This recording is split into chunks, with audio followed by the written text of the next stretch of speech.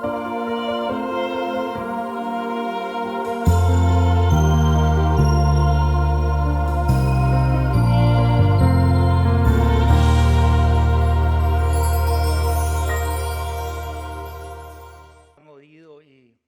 cuando digo, venga a tu reino, ya es tu voluntad aquí en la tierra como en el cielo. Amén. Y me acuerdo mucho que para este tiempo, yo nací católico y me criaron como católico por muchos años. Y entonces a uno lo llamaban para ese tiempo a rezar el rosario al niño. No sé si ustedes saben qué es eso. Entonces las personas en las casas ponen un altar donde ponen el nacimiento de Jesús. Y ahí la gente, después de que han llegado los Reyes Magos, pues le rezan a ese nacimiento que Jesús. Entonces la hacen a uno, la costumbre era rezar el Padre Nuestro un montón de veces. No me acuerdo cuántas son y cuántas Ave Marías había que estar rezando. Entonces se me hizo muy común, Padre Nuestro, estás en los cielos, santificado. Imagínense que uno tiene que estar diciendo eso un montón de veces. Y muchas veces uno niño estaba con eso, uno repetía eso, era para estar en eso, y después a uno le daban la comidita. A uno le daban galletitas, le daban chocolate, le daban café, le daban muchas cositas a uno. Y entonces siempre a mi memoria ha venido eso de, venga a tu reino, haz tu voluntad aquí en la tierra como en el cielo. Y no es que me confunda, que se compara la comida, sino que es algo que no entendía hasta que llegué a los caminos del Señor y empecé a entender lo que significaba el venga a tu reino y haz tu voluntad aquí en la tierra como en el cielo. La semana pasada iniciamos con una serie, Venga a tu reino, y Jesús enseñó a los seguidores a orar en el reino de Dios viniera a la tierra tal como en el cielo. ¿Cómo sería eso exactamente? ¿Cómo es eso? Venga a tu reino y haz tu voluntad así en la tierra como en el cielo. ¿Ustedes se han preguntado eso? ¿A qué se refería Jesús a eso? De lo que viniera, que se hiciera su voluntad aquí en la tierra como en el cielo. ¿Se han preguntado eso algunas veces? Yo me imaginaba que Dios iba a hacer su voluntad aquí en nosotros, siempre. Que el cielo, que lo que se hace en el cielo también se puede hacer en la tierra. Eso siempre es lo que yo he estado pensando. Y quiero expresarles eso. En los 3 puntos que están estas enseñanzas hechas, se va a hablar primero como de la preocupación, se habla de la falta de perdón, y de la próxima semana le va a hablar de otra cosa. Pero primero, antes de empezar a predicar esto, vamos a leer Mateo 18. Yo creo que hablan sus Biblias en Mateo 18. Y que se mantengan ahí. Vamos a estar viendo casi todo el capítulo. Vamos a empezar del 18, del 15 al 34. Pero yo les voy a leer una partecita nada más para empezar. Y está en Mateo 18, de 21 al 22. Entonces se acercó Pedro y le dijo, Señor, ¿cuántas veces perdonaré a mi hermano que pequé contra mí? ¿Hasta 7 veces? Jesús le dijo, no, te digo hasta 7, sino aún hasta 70 veces 7. ¿Cuántas veces tenemos que perdonar? Y para entrar en este tema, quiero tal vez, si hay una persona que no ha sido o que no conoce o que ha venido aquí invitado por alguien que no conoce al Señor Jesús, que tiene una memoria o una aceptación de cómo debe ser un cristiano o cómo debe ser un cristiano. Muchas veces que un cristiano tiene que ser siempre perdonador. Un cristiano tiene que ser, siempre tenemos esa expectativa que un cristiano tiene que ser de esa expectativa de que tiene que perdonar a quienes los ofenden. Pero déjenme decirle a ustedes que no es así. nos ha costado mucho. Como cristianos, usted tal vez se va a sentir que, pero un cristiano tiene que perdonar todo lo malo que le hagan, pero no necesariamente. Hay cristianos, o habemos cristianos, que nos ha costado mucho poder perdonar lo que nos han hecho. Somos seres imperfectos y Dios está trabajando en nosotros, y esto se trata en esta vez.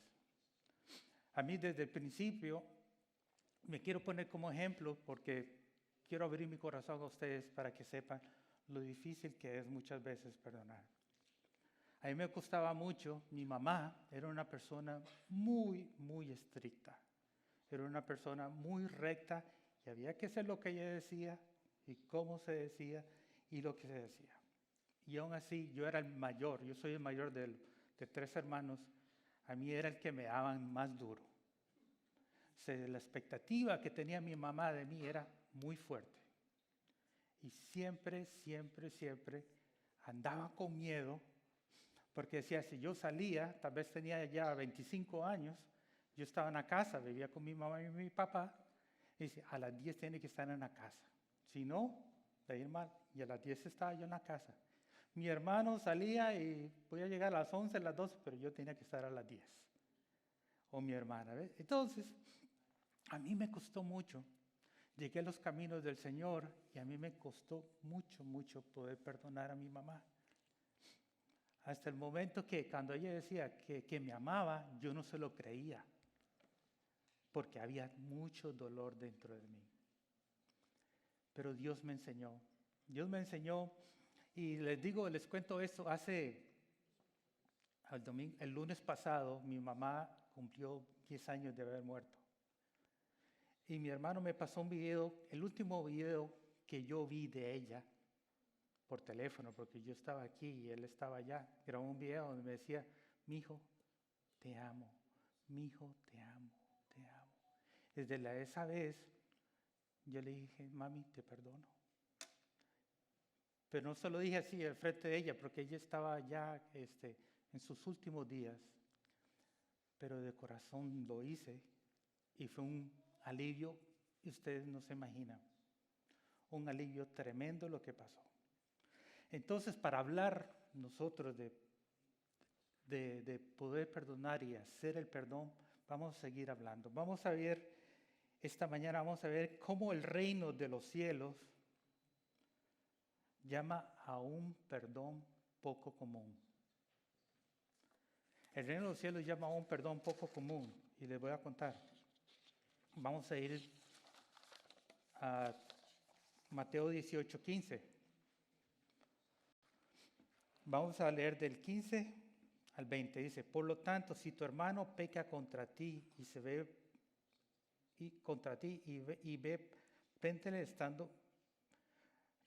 repréndele estando tú y él solos. Si te oyere, has ganado un hermano. Mas si no te oyere, toma aún contigo 1 o 2, para que en boca de 2 o 3 testigos conste toda tu palabra. Si los que oyeren a ellos, dilo a la iglesia.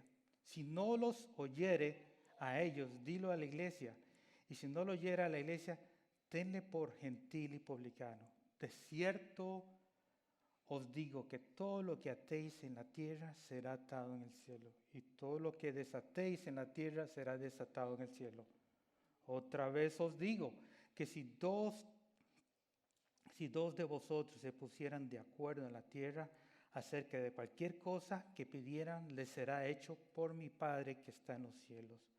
Porque donde están 2 o 3 congregados en mi nombre, allí estoy yo en medio de ellos. Y aquí Jesús nos enseña cómo afrontar un conflicto. Tienes un problema, un hermano, una hermana, una persona te ha dañado, te ha dicho, te ha herido. Vas y hablas con ella. Es lo primero que se tiene que hacer. Si esa persona no escucha o no te pone atención o no quiere oír tu acusación o lo que quieres hablar con esa persona, vas y consigues a otras 2 personas. Estamos hablando entre cristianos, ¿no? Y esas personas, 1 o 2 personas, no es que usted va a venir y detenerlas de tu lado, ¿no? Que tú tienes la razón y él tiene no. Lo que se refiere aquí es que esas personas van a poder escuchar las 2 partes para poder entenderse el uno con el otro. ¿Me entienden? Esas personas van a poder tener el punto de vista de la otra persona y también el punto de vista tuyo. Si la otra persona que te ofendió no se arrepiente de lo que ha hecho, usted va a tener que exponerlo delante de la iglesia. Y lo que dice aquí es delante de la iglesia, no es que usted lo va a traer y lo va a poner aquí y le va a decir a Juan Bautista, usted se ha portado mal, usted me ha herido, usted está haciendo o se está haciendo daño. No, no se trata de eso. Sino lo que se estaba hablando Jesucristo en eso era en la sinagoga. Las sinagogas no eran de un montón de personas, sino eran poquitas siempre. Eran las que se sentaban a leer la palabra del Señor. Y así, entonces, ¿cómo le explico eso? Es como el grupo. Aquí tenemos grupos que nos reunimos todas las semanas. Que ese mismo grupo nos sentamos y nos reunimos con esa persona y le hablamos y le enfrentamos y hablamos del problema hasta que se pueda arrepentir. Y dice que si no hiere a la iglesia, tenle por gentil y publicano. Dice la palabra de Dios ahí, dice en 17. Eso significa que lo traten como una persona que no ha aceptado al Señor todavía, que no ha conocido al Señor todavía y que está pasando, que tiene que entender lo que Dios tiene. No es que lo vayan a expulsar, no es que lo vayan a olvidar, sino que trátenlo como un no creyente, que aún no entiende la palabra del Señor. Y una de las cosas, tratar a alguien como un incrédulo, que les estoy diciendo, que esa persona, que significa que no consideres un infiel, sino que trates de ganarlo para Jesucristo. Dice, reúnanse, oren por ellos, hagas relaciones con esa gente que reflejen que en ti vive el reino de Dios de los cielos que está en ti. Porque dice, hágase tu voluntad aquí en la tierra como en el cielo. Nosotros somos esos representantes. Y Jesús fortalece las oraciones, Él va a dar el fruto para que ustedes puedan escuchar lo que el Señor tiene para esa persona. Y esa persona se va a arrepentir y se va a alcanzar los caminos del Señor. Ahora, una de las formas la forma en que respondemos relacionalmente tiene un impacto en el reino de Dios. Dice, la forma en que respondes relacionalmente, la persona que tienes al frente, en eso más que todo se habla del esposo y la esposa, de los hijos, de los niños, cuando reaccionamos. Es muy importante, porque muchas veces reaccionamos con ira, nos enojamos, ponemos las defensas por todo lado, porque no queremos oír lo que esa persona nos quiere decir. Muchas veces, tal vez tu esposa te dice esto y esto, y usted le sale por uno y le sale por el otro. A usted le ha pasado, ¿no? Mi mamá decía, parece que le estoy hablando a la pared, entiende más la pared de lo que usted está entendiendo. Y todas esas cositas, y especialmente entre parejas o en relaciones, cada vez que pasa una cosa es como estarse cortando uno con un papel. Yo no sé si ustedes se dan cuenta. Es una heridita que molesta, pero que está ahí. Pero cada vez que uno lo hace, más y más y más, uno se va cortando hasta el momento que dice, ya, hasta aquí. Ya terminé, ya no quiero no quiero más. Ya me tienes hastiada, me tienes hastiado, ya estoy hasta aquí, decía, hasta aquí. Y muchos de los divorcios pasan porque hay falta de perdón, de perdonarse el uno de los otros. Si se hablaran las cosas como se tienen que hablar, si se llegaran a tomar esos pasos y si uno se habla esas cosas, se da cuenta y se perdona. Pero el orgullo nos mata. A muchos de nosotros el orgullo nos mata. No queremos escuchar o no queremos pedir perdón o no queremos aceptar. Una de las cosas que yo le hablaba al jefe mío, tengo él es cristiano y él es un buen jefe, yo lo quiero mucho y él es muy sabio. Le digo, mira jefe, ¿cómo lo estoy haciendo? Me dice, quiero escuchar cómo estoy haciendo las cosas en el trabajo. Necesito que usted me diga que lo estoy haciendo. Y me dice, usted se está matando mucho, usted está haciendo mucho, usted se preocupa mucho. Y pues yo pude haber dicho, no, es que no me está diciendo la verdad, pero sí está diciéndome la verdad. Es una cosa que es, cuando alguien te dice algo y tú quieres hacerlo mejor, pues poder hacerlo de esa forma, ¿no? Me explico. Si alguien te dice algo, ponlo, reflexiona de lo que Dios te quiere dar y así vas a poderlo dar. Ahora cuando llegamos otra vez a las parejas, porque eso pasa. A mi esposa muchas veces me está hablando y yo la ignoro y la ignoro y la ignoro y ella se enoja mucho. Porque me ha pasado. Dice, le estoy hablando a usted, ¿por qué no me contesta? ¿Por qué no me habla? Dice, ay, yo no sabía que tenía que hablarle. Sí, le digo yo. Pobrecita. Y yo le digo, perdóname mi amor, pero sí es la verdad. Ella quería, en estas relaciones que tenemos que cuidarnos mucho porque somos las personas que tenemos a nuestro alrededor y queremos. Y no dejemos que eso se dañe, esa relación. Y yo no le estoy hablando a los hombres ni a las mujeres, sino en general. Muchas veces hay que ser humildes para aceptar lo que el Señor tiene para nosotros. Entonces dice, si alguien te hace daño,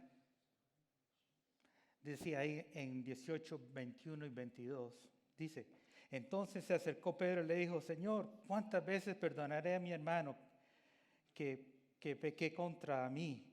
Y hasta 7, dijo, no, sino hasta 7, sino aún hasta 70 veces 7, ¿verdad? Entonces estaba Pedro y dice, 7 veces nada más y me olvido del asunto, pero es 70 veces 7. Eso es lo que el Señor espera de usted, que perdone. Pero si nos damos cuenta, es una deuda que nosotros no podemos pagar.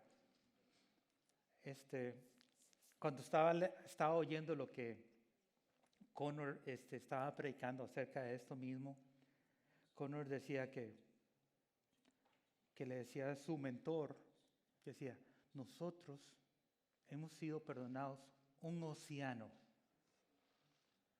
Hemos sido perdonados un océano. ¿Se imagina cuánta agua hay en un océano? Así ha sido Jesús con nosotros, de habernos perdonado un océano de nuestras cosas, de nuestros pecados. ¿Por qué? Digo, ¿por qué no perdonaron una botellita de agua? ¿Qué se compara a esto con un océano que nos han perdonado nosotros? El Señor Jesús. Y como diría ahí, ¿está medio vacía o está medio llena? Pero eso es lo que el Señor nos habla en esta mañana. Quiero compartir con ustedes. Hay muchas cosas que el Señor quiere hacer en nuestros corazones. Hay muchas cosas que el Señor está trabajando en nosotros. Yo les agradezco mucho que se hayan vuelto valientes de salir al frío, de venir hasta aquí, porque es algo tan hermoso. El Señor tiene una palabra para usted en esta mañana. Y el saber, a mí hay una gratitud enorme de saber que el Señor me ha perdonado un océano de mis faltas para poder yo perdonar una botellita de agua a una persona. Una de las cosas que puede ser fiel, y aquí está en la pantalla, no puedes ser fiel a Jesús mientras relacionas con falta de perdón. Yo les quiero hablar de esto también. ¿Cómo uno puede serle fiel a Dios si uno no perdona? Una vez un hombre vino a Juan Wesley y le dijo, nunca podré perdonar a esa persona. Y Wesley le dijo, entonces espero que nunca peques. ¿Ok? Cuando no perdonas, estás quemando el único puente que necesitas para cruzar. Qué palabra más sabia. Cuando no perdonas a otros, estás condicionando a otros para que no te perdonen. Porque Dios dice que necesitarás el perdón en el futuro. ¿Me entienden? Es unas palabras muy sabias. Dice, entonces, espero que nunca peques, porque pecamos al no perdonar. Y sigamos en Mateo 18, 23. Y lo hemos leído muchas veces. Y es aquel que, en cuanto el reino de los cielos es semejante a un rey que quiso hacer cuentas con sus siervos. Es bastante largo, ¿verdad? Pero llegó que le debía 10,000 talentos. Yo le estoy explicando, ustedes lo han leído esa historia. Tenía 10,000 talentos. Él le debía totalmente la vida a ese rey. Y ese siervo llegó de él y le pidió, perdóname lo que he hecho, perdóname lo que te debo, te pido que perdones mi deuda. Y el rey, muy, muy bueno, le dice, está bien, te perdono. Y se fue ese hombre y fue donde estaba el otro, que le debía a él. Y vino también y le imploró, le dijo, págame lo que tú me debes. ¿Y qué le dijo el otro? No te perdono. Ten misericordia de tu siervo, no. Ten misericordia, no. Entonces, ¿qué dijo? Llegó. Estamos hablando que ese es el reino de los cielos. Y muchas veces los preguntamos, ¿cuánto nos ha perdonado el Señor? Entonces, dice en el 32, entonces llamándolo a su Señor le dijo, siervo malvado, toda aquella deuda que te perdoné, porque me rogaste, ¿no debías tú también de tener misericordia de tu consiervo, como yo tuve misericordia de ti? Entonces su Señor enojado le entregó a los verdugos hasta que pagase todo lo que debía. Así también mi Padre Celestial hará con vosotros. Así también mi Padre Celestial hará con vosotros si no perdonáis a todo corazón cada uno de sus hermanos sus ofensas. Eso no lo digo yo, está en la Biblia, está en la palabra de Dios. Lo dijo Jesús. Qué duro, ¿verdad? Dice, si relacionas a los que se ha hecho, no perdonarás, sino que respondes a la misericordia de Dios, debes de perdonar. Si reaccionas a los que te han hecho, o sea, tu reacción es lo que te han hecho, si respondes a la misericordia de Dios, debes de perdonar. Quiero darles una historia que estuve leyendo y que también Connor la presentó. Ese Corinne ten Boom. Corinne ten Boom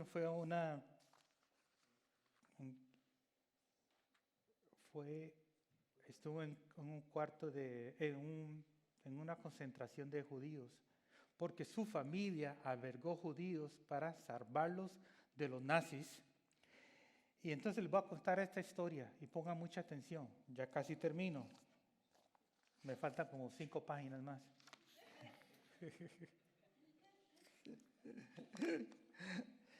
Corinne ten Boom tiene una de las historias más asombrosas sobre el perdón. Su libro, Refugio Secreto, es un libro precioso. Trata sobre cómo su familia albergaba a los judíos que huían de los nazis en Ámsterdam. Los nazis finalmente los alcanzaron y pusieron a toda su familia en los campos de concentración.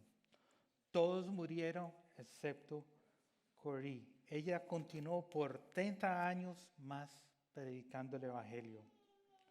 Un día, dijo Corrie, estaba predicando en Múnich, en Alemania. Décadas después de los días del campo de concentración, en la iglesia donde estaba predicando, vio un rostro familiar. Vio un rostro familiar. Era un guardia que habitualmente se había burlado de ella y le había puesto en la ducha casi todos los días, fingiendo que la iba a exterminar y que fue responsable de la muerte de su hermana Betsy. Él estaba sentado enfrente de ella. Imagínense que ella estaba predicando aquí y estaba ese hombre que mató a su hermana, que mataron a toda su familia. Y estando aquí, ella dice, ahora de pronto, el perdón ya no es una idea tan hermosa, ¿verdad?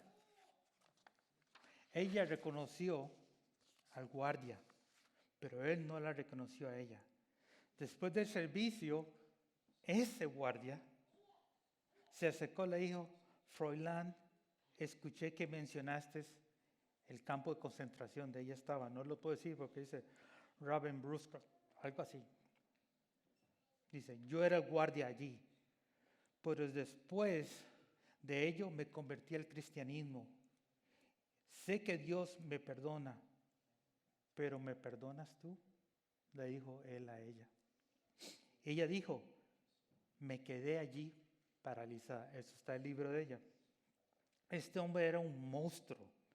Él había matado a mi familia, había matado a mi hermana. Ella dijo que mientras estaba sentada allí, esta era su oración. Esto es lo que pasaba por su mente. Perdóname, Padre, por la incapacidad de perdonar. Luego dijo que el poder del Espíritu Santo la atravesó, sintió que su mano se extendía a agarrarla de él y le escuchó decirle a este hombre, estás perdonado. Más tarde ella dijo, ese día, no solo el hombre fue hecho libre, sino yo fui hecha libre. Cuando perdonas, no estás cambiando el pasado, muy importante, sino tu propio futuro. De esto se trata el Evangelio, hermanos. Esa es la gloria de que creemos. La forma en que el cristianismo conquista a sus enemigos es perdonándonos. Decir la palabra, pan nuestro cada día danos hoy. Y perdona nuestras deudas como también nosotros perdonamos a nuestros deudores. Y no los metas en tentación, mas líbranos del mal. ¿Cómo respondemos al perdón?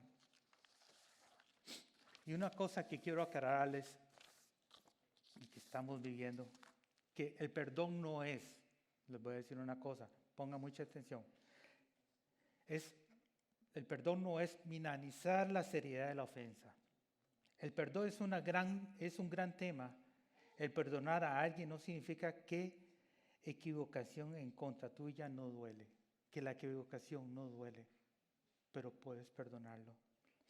La restauración instantánea de la confianza. El perdón no es que usted va y otra vez va a tener la confianza en esa persona. No se trata de eso. La confianza debe construirse por un periodo de tiempo. Si las personas que te hieren una u otra vez, la Biblia dice que estás obligado a perdonarlos, pero no está obligado a confiar instantáneamente en esa persona. ¿Me entienden? Dice, el perdón no es reanudar la relación sin ningún cambio. El perdonar no es lo mismo que reanudar una relación. El perdón es lo que haces si te ofenden, si te van a restablecer la relación, el ofensor, y si quieren restablecer, tiene que hacer 3 cosas. Primero, arrepentirse, ofrecer restitución cuando sea posible y reconstruir la confianza durante el periodo de un tiempo. Dice una cosa, C.S. Lewis escribió estas palabras y las voy a decir otra vez. Dice, el perdón es una idea hermosa hasta que tienes que perdonar a alguien. Nada podría ser más cierto, ¿verdad? Dice, el perdón es una idea hermosa hasta que tú tienes que perdonar a alguien. Nadie podrá ser nada más cierto que eso, ¿verdad? Oye, yo les digo, en esta mañana, para finalizar, a mí me pasó otra cosa, que hubieron unas personas que me hicieron mucho daño y yo no sabía cómo poder. Estaba estancado, mi vida espiritual estaba bien estancada. Y fui a un retiro de hombres y de las cosas que yo no podía olvidar era el daño que me han hecho esas personas, lo que me había pasado, pero no tenía la posibilidad de hablar con esas personas, no tenía la posibilidad de tenerlas al frente, no tenía la posibilidad porque ya habían muerto o tal vez no había comunicación total, no sé dónde están. Lo que dice, y yo les doy este consejo, siéntense ustedes y pongan una silla vacía, imagínense a esa persona que te hizo daño, que te ha hecho daño y tú no has podido perdonar. Se sientas y le dices lo que esa persona te ha hecho, dice, yo te perdono. Yo te perdono en el nombre de Jesús. En este día yo te dejo libre y me dejas libre. Le digo, hermanos, que yo lo hice y el cambio que llegó a mi vida fue tan inmenso que estoy aquí. Porque si no hubiera podido perdonar a alguien, no tuviera la capacidad en el Espíritu Santo de poder predicarles este mensaje. Ustedes están viendo aquí una persona que le ha costado perdonar, pero a través de la gracia de Dios, Él lo ha podido hacer. Si usted quiere crecer, hermanos, no hacemos estos estudios, damos estos mensajes, porque los domingos tenemos que venir a la iglesia, es porque queremos que ustedes crezcan, que ustedes aprovechen esta oportunidad que el Señor los da. Y aprovechando esta oportunidad, si hay alguien en su vida que a usted les ha costado perdonar, que todos los días ustedes se levantan y piensan en esa persona y el daño que les hizo o que les está haciendo. Piensen en ese momento, es el momento que el Señor nos está dando ese llamado a perdonar y abrir nuestro corazón a Él. Yo creo que oremos. Quiero que cierren sus ojos ahí donde están.